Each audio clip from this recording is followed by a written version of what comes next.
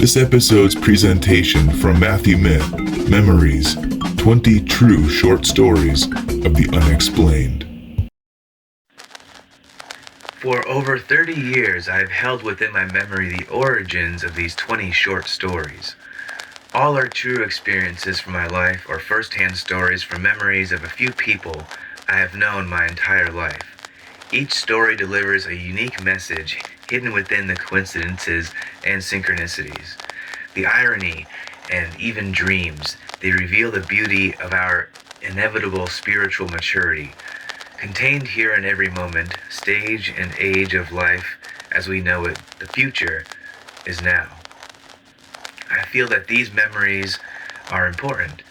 I believe that every person has something in common. We all hold a set of memories that have shaped much of our beliefs in life.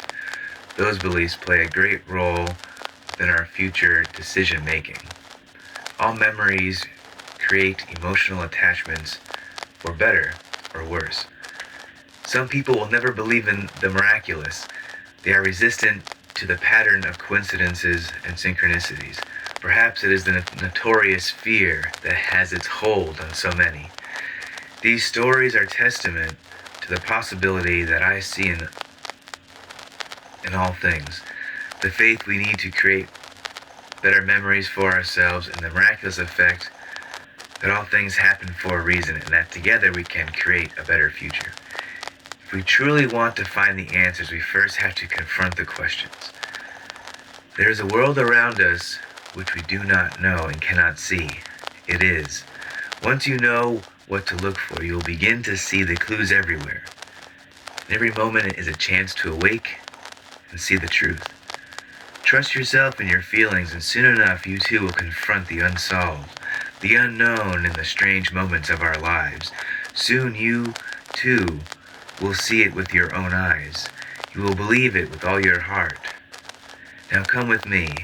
Leave your mind at the door and step inside the Matthyw Memory Vault as we explore my memories of the unexplained. Story 2. Yellow Toy Car. At the age of 3, I was in a preschool that was held within the community college my mother was attending at the time. It was a pretty decent place. I had glimpsed memory of snack time and nap time. There was arts and crafts, and even a funny picture of me that a teacher took around Christmas time. I still have it in a scrapbook. What stands out is that I had my eyes closed when she took the picture, and the teacher refused to take another picture. And that's the one that the teacher decided to give to my mother for some strange reason. The only aspect I cannot totally recall of this childhood memory is exactly what time of year it took place. Most likely it happened between Halloween and Christmas. There was a buzzing among the children. Apparently the teachers were going to give out little gifts for the children based on their nonchalant decision to just pass out what they felt like giving to us. There was really no processing what that child might actually be inclined to find interest with. I can remember seeing an array of random toys, but this one yellow car with 2 unique black zigzags and a little red splatter on the hood, I'm not quite sure what attracted me to the car. I just knew that was the one I wanted. A few toys were passed out to the kids, and to this day I still have no recollection why they randomly wanted to give us these toys. There was no explanation that I can come up with. I sat there with a focus, something I'd never felt before. A sort of intention and feeling was building within me. I knew I wanted that car, but how could I get it without telling them? I figured if I could tell them, it would certainly be decided that they would favor against it and give me something I would be let down by. I did not know what, but that was the impression I had in the moment. This was the most my 3-year-old mind had ever processed, at least to what I can define now, except for maybe that one time when I had an out-of-body experience, my first recollection of a memory. But it was a defining moment for me. I was about to learn what the combination of intention and emotion with imagination can conjure and manifest within our lives. I was so lost in thought and desire for this little yellow car, I did not even hear them say my name. After a repeated time, I looked up and recognized they wanted me to get up and receive my toy. To my astonishment, they handed me the yellow car. and I walked back to sit down on the carpet in amazement. It was a great little toy, yellow toy car.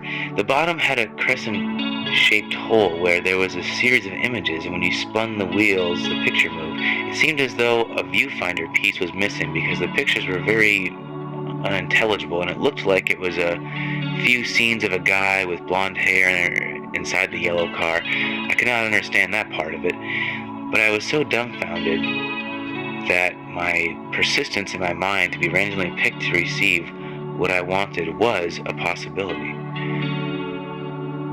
To me now, as an adult, I look back on this experience with a smile. What were the odds they would choose in conformity with my desire? I still wonder if it was just a simple stroke of luck or something.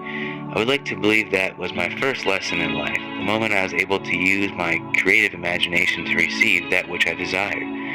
My path was clear. That was all I wanted. But if I didn't focus on it so intently, would it still have happened? For years I had the car amongst my other toy cars and played with it regularly, and not a playtime with them would go by that I didn't question that fateful day in preschool and what effect it had on me.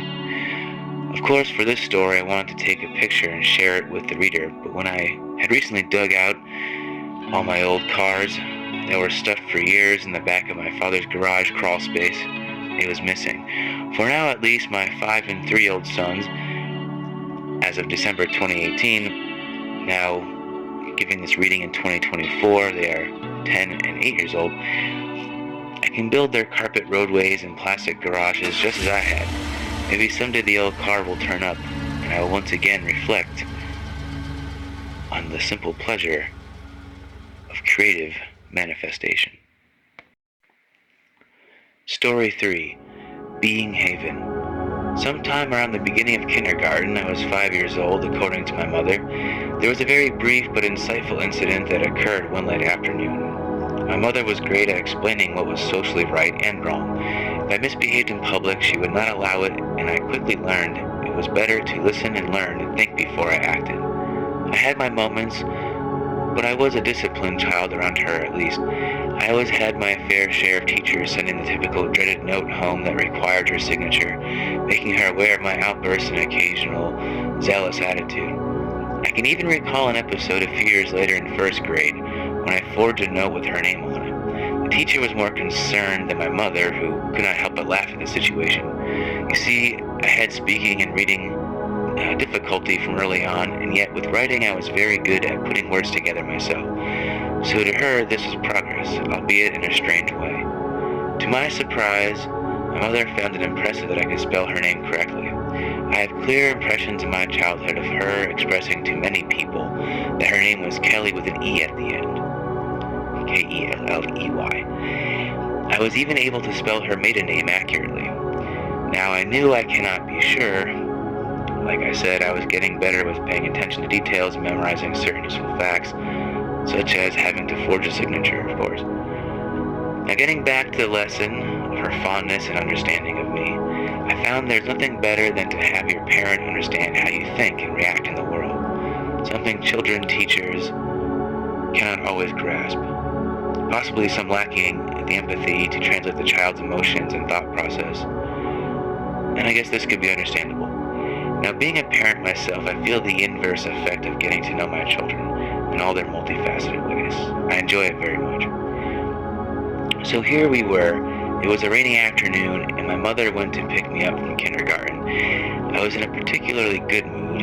I know this because some days I was reportedly moody and frustrated, and little things would trigger big emotions. I was a sensitive, empathic, and compassionate boy with lots of energy and no clue what to do with it.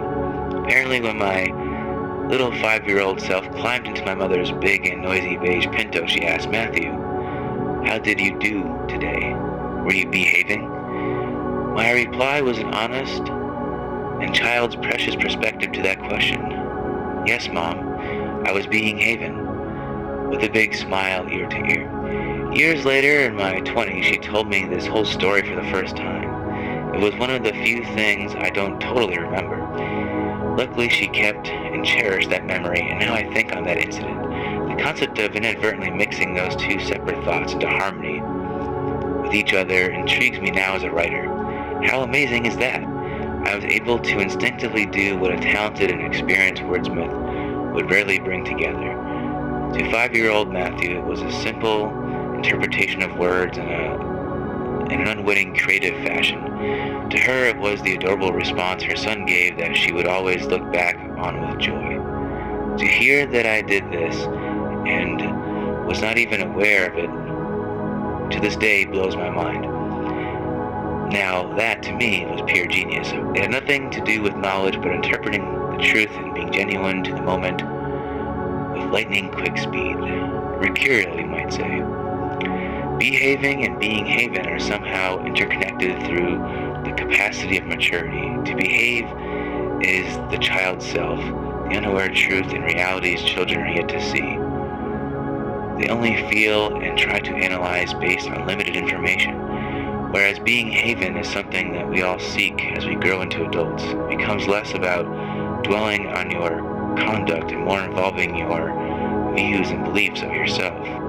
All those years of taking in experience has shaped us into adults, and we must decide to either beware or be aware of our time here.